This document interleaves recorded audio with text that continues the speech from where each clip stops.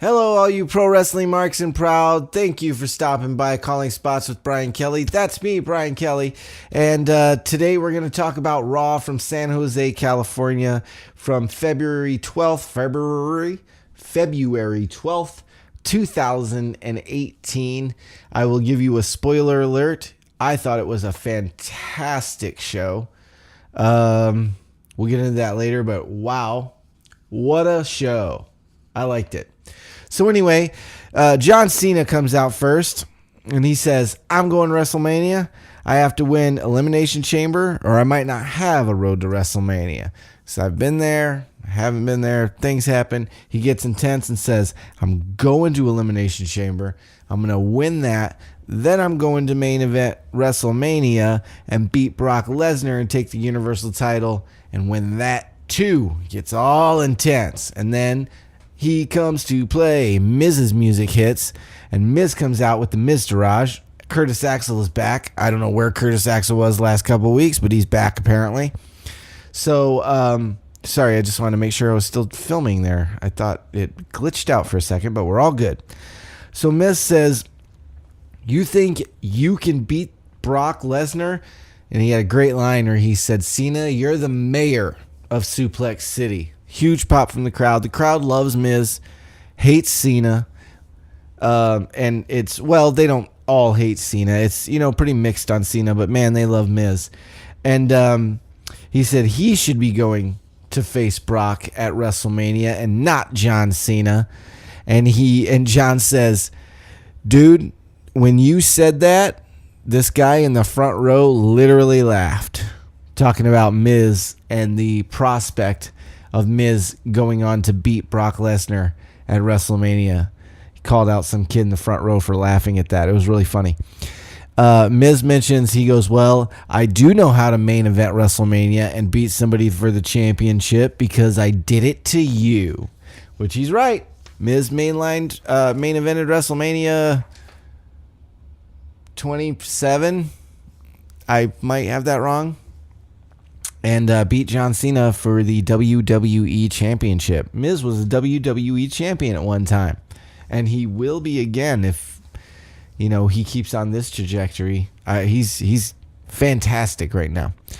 And John says, well, why don't you and I have a match right now? And the winner of that match is the first person to come out at Elimination Chamber. I guess come out of the pod.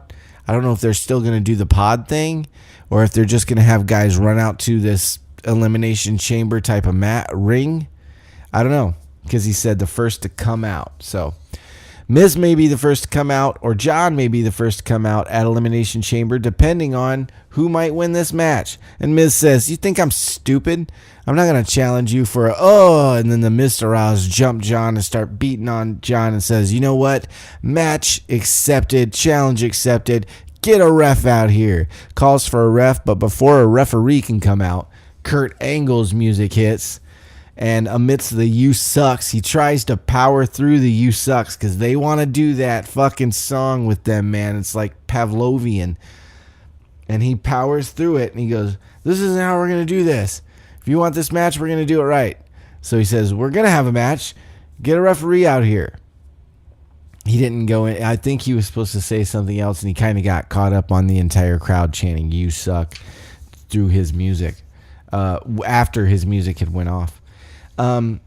So Angle comes out, and he says, all right, let's do this. He goes, by the way, we're going to do this match. We're going to do it right.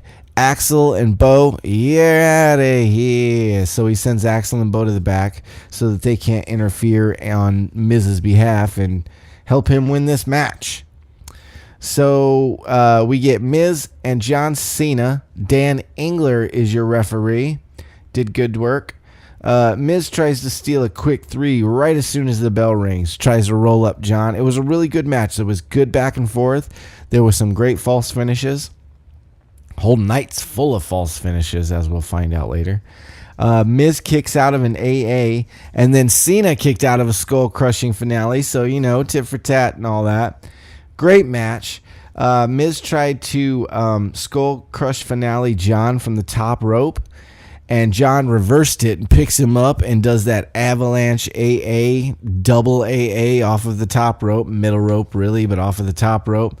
And gets the 1, 2, 3 on the Miz for the pin, which means Miz will be, as the announcer says over the PA, since Miz lost, he will be the first to enter the Elimination Chamber, which is cool. And there was this really cool moment where John, as soon as he won the match, he slid under the rope and he ran into the crowd. And there was a special needs kid there in the crowd with John Cena stuff on. And John went up and said a couple words to him, was really sweet to him. John Cena is 100% heart, man. That guy, I love John Cena. I think he's awesome. I think he does wonderful things for wrestling. I think he's done wonderful things for wrestling. And I think he'll continue to do wonderful things for wrestling. After that match, we get a broken Matt Hardy white room promo. You know, that kind of iridescent white room that he does his promos in? Excuse me. And he talks about the forthcoming Elimination Chamber qualifying match between him and Finn Balor, Bray Wyatt, and Apollo Crews that's happening later that night. It's kind of a second chancers match. Everybody who lost before, we're going to throw all you guys in a match together. Whoever wins this, we'll let you guys go to the Elimination Chamber. So he's talking about that. After that, we go to a commercial. We come back to Gallows and Anderson coming out to their entrance, looking fabulous as only they can look. I just started shaving my head, and I don't know how they get their head that smooth. Man, I'm using all the right stuff, the head blade system and exfoliating and doing my thing, and I cannot get my head to look that smooth. I wish I could. It feels smooth, just doesn't look smooth. As they're coming out to the ring, the Revival jump them from behind coming down the ramp and chop block Gallows in the left knee there, which comes back into play in the match that they're about to have. They work that knee over pretty good. They jump them, and Anderson and Gallows and the Revival are supposed to have a match here, so they roll everybody into the ring. They get everything settled down, and then John Cone rings for the bell. He's your referee for this match.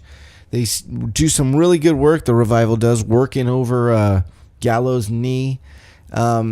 Standard tag team match. Really good work from both guys. Anderson and Gallows look really strong. They look like they got some fire back.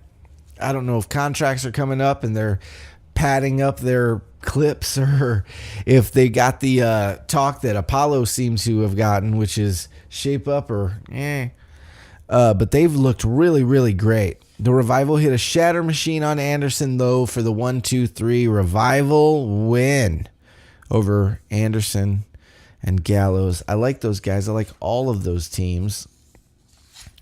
Both of those teams, I should say. So I don't really have a preference as to who won that match. I like them both. I like the club. I like the Revival. I think everybody's doing some of their best work. I know everybody likes Anderson and Gallows from the New Japan days, but I wasn't watching at that time, and so I don't have a feel of what I mean, you can go back and watch those matches on New Japan World or on YouTube, but it's not the same as living in that moment. You know, it's like the people who saw CM Punk versus John Cena Money in the Bank 2011. You can rewatch that, and it's great. But if you are watching that live or in that building, it's something completely different. So, you know, I didn't really get to watch those guys in New Japan a lot, but I like what they're doing here, and I love the Revival, so I'm looking forward to seeing where this goes. After that, we get a commercial, and then we come back, and Kurt Angle is already in the ring and announces that Ronda Rousey will be signing her WWE contract at Elimination Chamber on February 25th, to which fucking San Jose booed. Why are we suddenly booing Ronda Rousey? Now, I'm trying to be positive here, but I'm going to start getting ornery. If you guys are going to start booing everybody for no reason, we haven't seen her throw one punch in the ring, and we're already going to start booing her?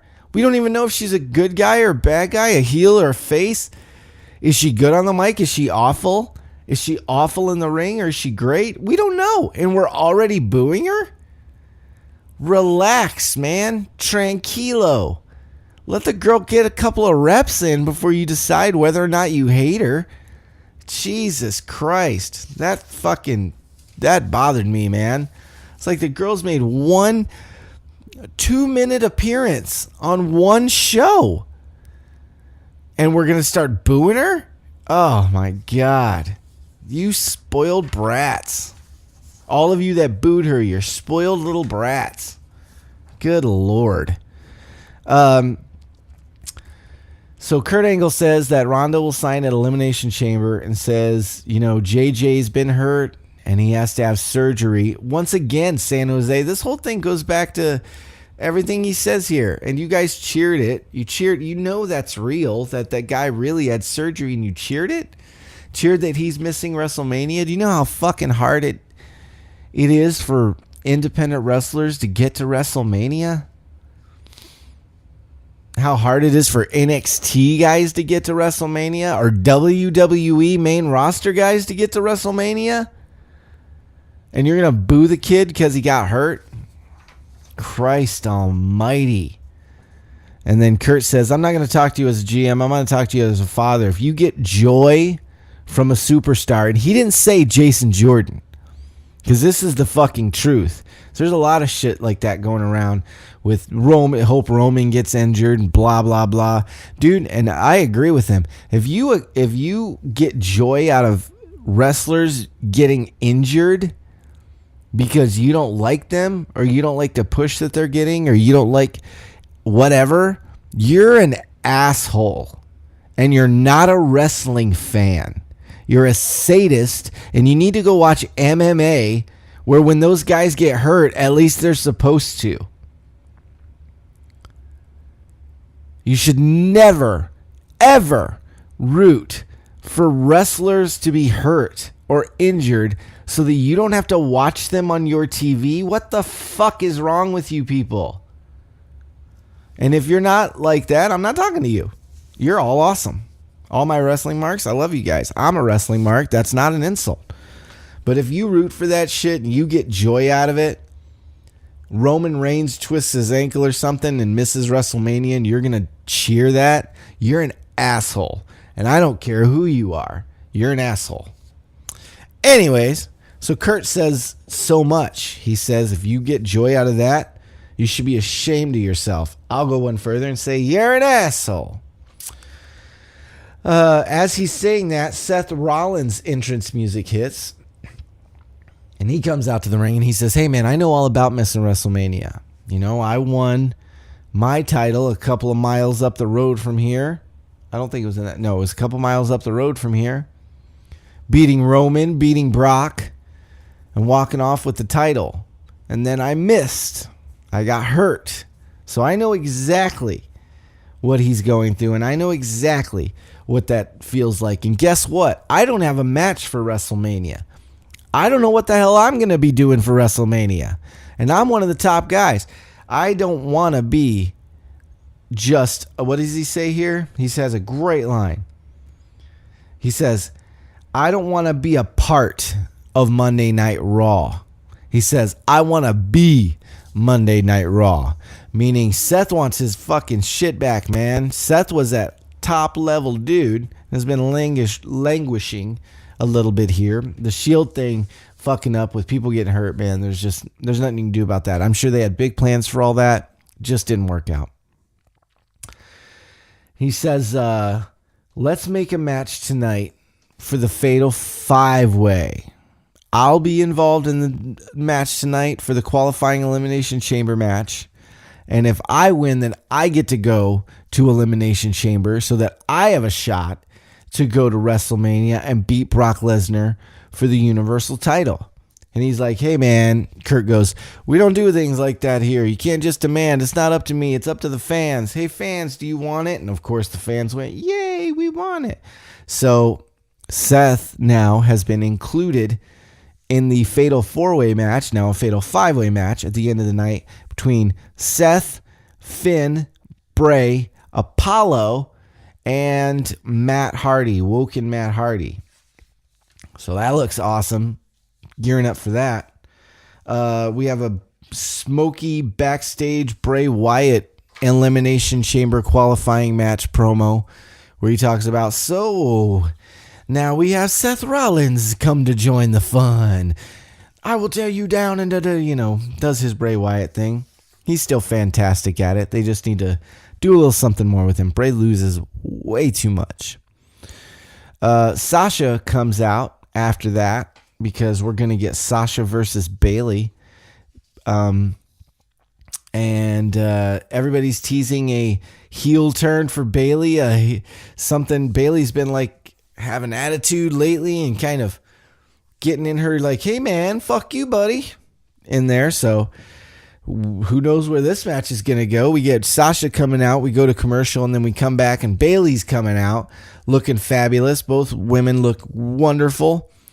Sasha versus Bayley. Sean Bennett is your referee. The match was phenomenal. Probably their best match together that they've wrestled since NXT, in my opinion. They've fought back and forth on the main roster a little bit here and there. But this was next level. Great match. Brutal match. Some of the knees and kicks that Bayley gave Sasha and some of the hits that Sasha gave Bayley, really, really almost heelish. It was like they were almost both heels. Fantastic match. Bayley versus Charlotte, Raw, February 12th, 2018. Did I get the date right? Yeah. Fantastic match. Fantastic match. Bayley hits a Bayley to Bayley to belly. Bayley hits a Bayley to belly. Say that 10 times fast. From the top rope, because Sasha was setting her up for something else, and Bayley reversed it. Bayley to belly, top rope, bam! 1, 2, 3. Sasha goes down. Fantastic match. So glad I got to see that match live. Wow, just amazing. As soon as they're done, they get up and they stand in the ring and just kind of stare each other down like, yeah. And we think maybe they're going to turn. Maybe somebody's going to hit somebody. Maybe they're going to shake hands and hug and be like, all right, we're good. But before they get a chance to do any of that, Nia Jax with Kenny Omega hair comes sliding under the ring and takes them both down. Does her Samoan drop to both of them. And then just kind of laughs to herself, rolls out of the ring, walks up to the ramp where she gets interviewed.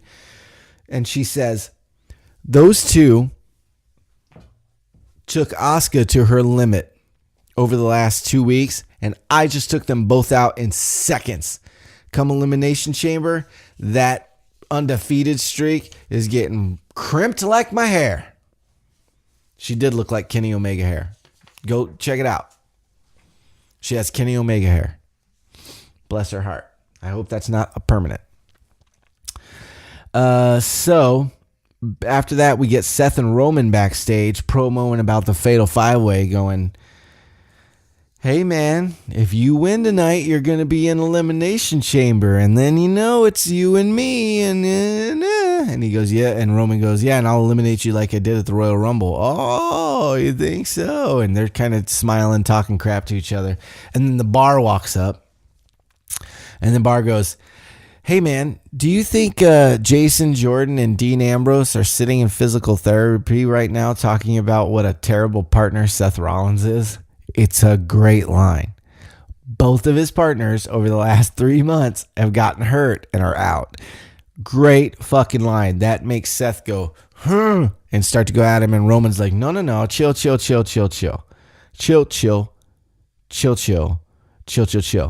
And then Roman looks at Sheamus and says, what happened to your mouth? And it was a really funny line. But once again, Roman's not great on the mic, and I'm positive on Roman Reigns. I like Roman Reigns. I'm not one of the haters. I don't boo him. I like him. But he's not great on the mic. He didn't let the crowd respond before he said, oh, you ran into the Shield. That's what happened. Which would have been cool if he would have let the crowd, their laughter and pop come down, but he didn't. And he talked over it. And then he goes to Sheamus and says a horrible line to follow up that cool line. And I guess you didn't get the memo, huh? But you will tonight. I don't know, man. We can't judge WWE and these wrestlers. Let me rephrase it.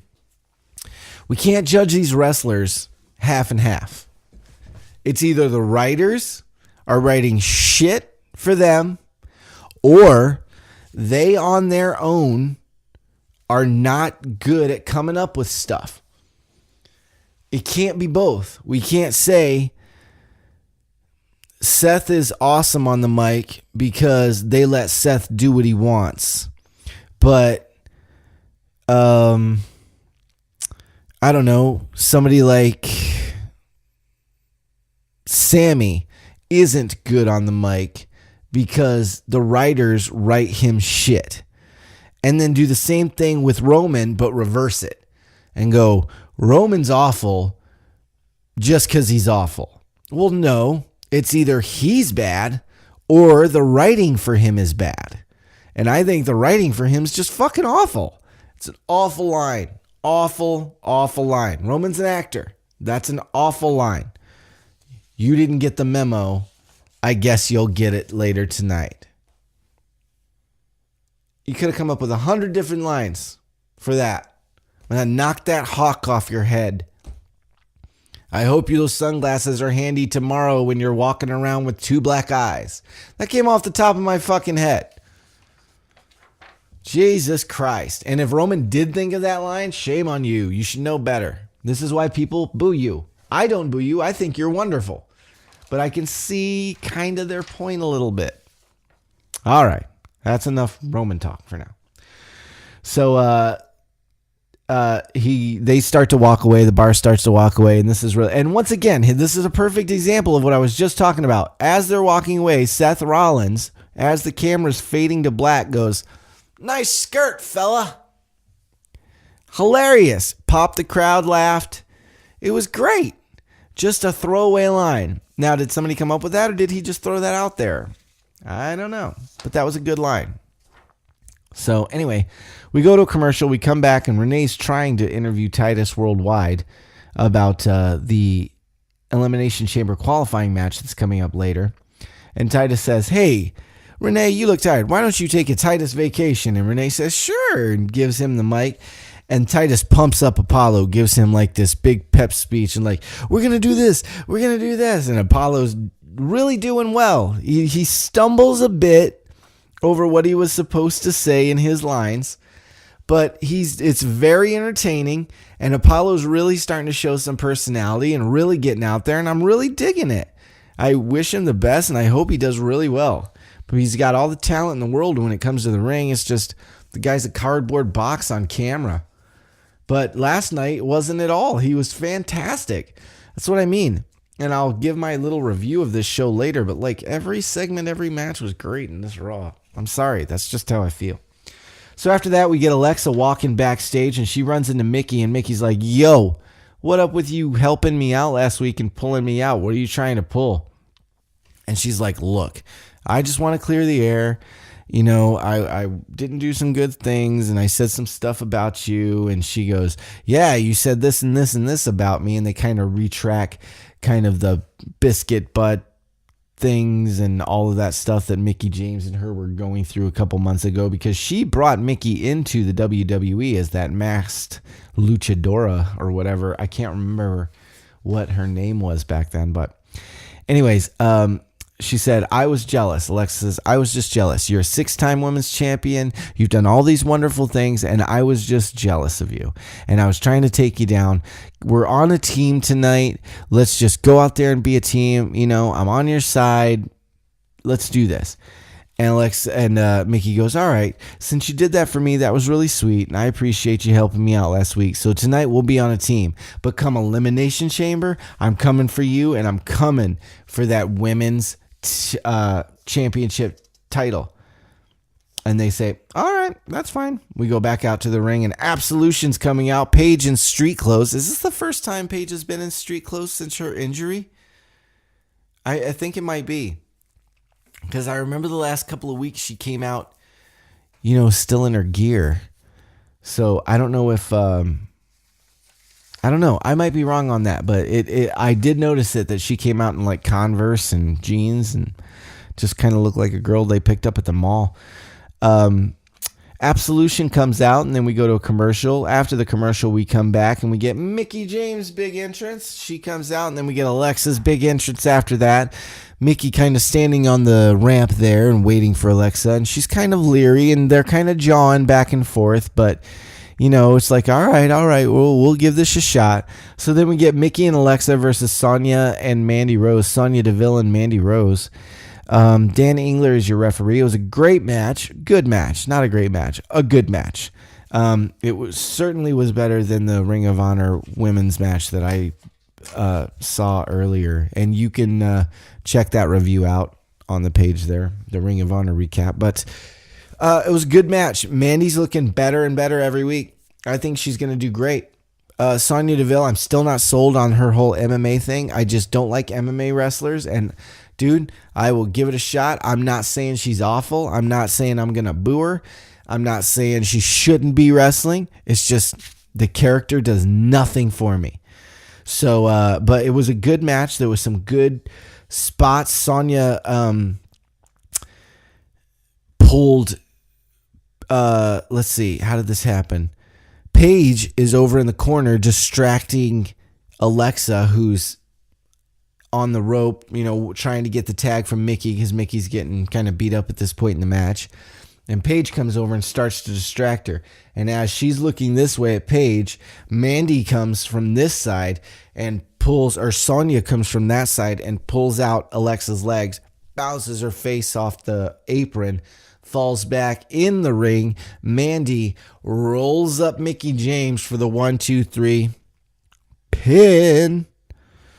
And Absolution escape with the pin. But then, after they pin her, Absolution gangs up on Mickie anyway. They just pinned her. The match is over. You won. Why are you beating up on the girl? They start beating up on her. And then Alexa comes in again and fends them off. They roll out of the ring. I don't know what's going on with this Alexa-Mickie thing. I don't know if Alexa is secretly making a play for Absolution. And this is all a work on Mickie, and they're going to all turn on Mickie and make Absolution this big faction.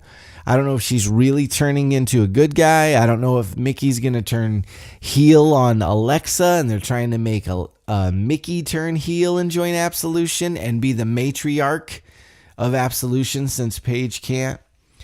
I don't know, but it was a really good match. It was very interesting. I was very entertained. And everybody did a great job. It was really cool. They need to have Paige talking more. If she's not going to wrestle more, she needs to at least be on the mic more, cutting more promo and doing more of that, English badass thing that she does so well. After that, we get Elias walking backstage, and he's got this type of silky fabric material robe on with flowers all over it. It was really pretty, but it looked weird, and I don't know. It was off. I don't know what else to say. I just noticed the robe. It's the first thing I saw when they cut to the camera. I was like, what is that robe? But anyway. Then we get a video package of Elias hitting Braun with a guitar last week before we get a commercial. And we cut back to Elias. Ladies and gentlemen, Elias Sampson in the ring. Crowd loves him. He's great. He will be, I've said it before, he will be the WWE champion within 2 years. 2 years. By WrestleMania 2020, Elias Sampson will either be going into WrestleMania to win it, or will already have been or be the WWE champion. He's amazing. He's amazing. His character work, he never gets shaken. He's always got a quick comeback. He's fantastic in the ring. He takes great bumps. He's great. I love him. I think he's absolutely fantastic. He runs down San Jose and he runs down California, and does a heel promo about Elimination Chamber and then going on to WrestleMania and beat Brock Lesnar. He does the whole, what does WWE stand for? Walk with Elias. And then he says he wrote a new song called Elimination Chamber Blues, which he goes into and sings a little bit of. But as he starts to sing, everybody starts booing him. And he goes, if that's how you're going to be, I'm not going to sing. And the crowd just erupts in a huge pop. He plays them so well. He's so good. And then he starts to do his little solo thing. And then the announcer interrupts him and goes, ladies and gentlemen, Braun Strowman. And what? And they cut to near the ramp. There's another little stage that they've erected with a single spotlight on it and a mic and a chair. And Braun's just sitting there. Crowd's going crazy. He's just sitting there in the spotlight. And then he walks out of the spotlight so you can't see him. It's just pitch black except for one spotlight on Elias and one on this chair and this microphone. And Braun walks back into frame with a full-size double bass. Or like, you know what I mean? Like a stand-up double bass, a full-size double bass. Crowd's going absolutely insane at this point. So Braun sits down with this double bass and he starts to try to play it, but either I think he did it on purpose or he literally does not know his own strength, but he starts pulling on the strings and he just pulls them right off the bridge. Pop! Just pulls them off. They're just kind of dangling there, and the bridge is kind of dangling down. And then he starts singing a cappella. He doesn't say anything. He starts singing. And I'm not going to go into the song, but you can look it up on the WWE network on their YouTube channel. But the last line is, and when this song ends, you're going to catch these hands. The crowd goes crazy. It's hilarious. And then he goes, well, I don't know how to play this I don't know my own strength, and I don't know how to play this thing, so there's only one thing left for me to do with it. And he takes it and he starts to walk towards the ring with this huge double bass. And Elias is in the ring with his guitar in his hand like a baseball bat, like trying to beg him off, going, come on, man, come on. You put down your double bass, I'll put down my guitar, and we just have this, have a conversation like gentlemen. He doesn't say all that. It's just in his head. And so Braun lays down the double bass on the outside of the, where the stairs are in the ring post and starts to crawl in as Elias lays his in the ring post corner. And as he crawls in, Elias jumps him and starts beating up on him and taking him out. And then as he's kind of recovering, Elias runs over and grabs his guitar to hit him in the head with it. But Braun catches him, turns around and goes, you did that once, you're not going to do it again. And gives him one of those forearm bashes and just bashes him into the ground. Gives him a big power slam, that big power slam thing he does. They need to come up with a name instead of just power slam. Call it something. And throws his hands up for the Braun, which everybody likes. And then Elias crawls out of the ring and starts crawling up the ramp on all fours, hands and knees on all fours, while Braun is still standing in the ring. And there's a double bass just laying there on the outside of the ring. Do you see where this is going? He turns to the crowd and is like, yeah? The crowd's like, oh yeah. Oh yeah. Come on. So he climbs out of the ring and he grabs the double bass and he walks up the ramp. And right as he gets to the stage, he just takes this thing over his head, frets down, not the other way so the neck will break easily, frets fucking down. Just kills Elias Samson with it. One bash, it covered the guy from his head to his fucking lower back, just crash and just destroyed this double bass. Absolutely into fucking pieces. It was awesome. And then he throws up his hands for the Braun, and his music hits, and he's out. Medics and referees come out to check on Elias Samson to make sure he's not dead. For Christ's sake. So, after that, we get a Finn Balor cell phone promo that he apparently did in a parking garage. Because he's standing there and it sounds like he's in a parking garage. And he says, the Elimination Chamber qualifying match tonight is my opportunity to go to Elimination Chamber and to get back what I never lost, my Universal Championship. And he's right. He's never lost it. After that, we get Sheamus and Cesaro. Sheamus and Cesaro coming out to the ring, their entrance. Then we go to a commercial. After the commercial, we get the big dog coming out to a pretty good pop. I mean, there was boos here and there, but nothing substantial. It was a pretty good Cena type, mix, but more for Roman. I mean, they even chanted his name at some point during this match. You never hear that, especially in California, home of the Bucks. So anyway, we get Roman and Sheamus with John Cone as your referee. A fantastic match. Roman Reigns cannot put on a bad match unless it's with Triple H during WrestleMania, because that match was atrocious. But lots of false finishes. There was a couple of instances where you really thought Sheamus was going to go over. Roman got some great stuff in. Everybody did some really good stuff. The crowd was into it and loved it. Let me remind you, man, this match was for nothing. There was nothing on the line. There was no qualifying. There was no titles. There was no stipulations. It was just one badass wrestler versus another badass wrestler. And the crowd ate it up, chanting, "This is awesome," chanting Roman's name at one point. All of them on their feet for the finish. I mean, watch it back, man. I'm not making that stuff up. It was a fantastic match, front to end. Roman is great. Sheamus is great. It was brutal. It was intense. It was intriguing. At one point, for the finish, Cesaro's on the apron and he walks up the rope. He's going to do, I think, his big clothesline thing off the rope that he does. And Roman catches him with a spear in midair for the win. Crowd is on their feet. Look back at it. It's amazing. Great match. One of the best matches Sheamus has put on in a long time. And again, a great match from Roman Reigns. The guy is awesome. After that, we get an Ivory Hall of Fame package because Ivory is getting into the Hall of Fame. So that's awesome. Ivory from the Attitude Era. Attitude Area? I don't want to live there.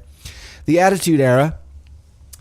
And I used to watch her when I was a kid back in the day, when I watched during all of that. I was more of an WCW guy, but I did get into the WWF after they bought out WCW. So Ivory was around.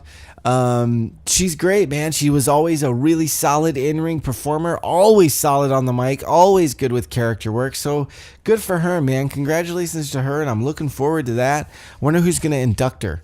Val Venus, the Godfather, because they were in Right to Censor together.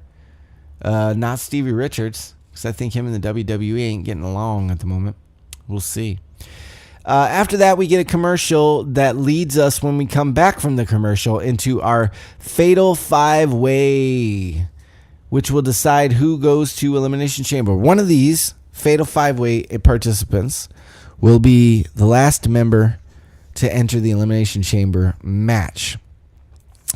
So in order of them coming out to the ring, it was Bray came out first, then Matt Hardy, Woken Matt Hardy. He owns the Broken thing now, so I don't know if he's going to do the Woken thing or,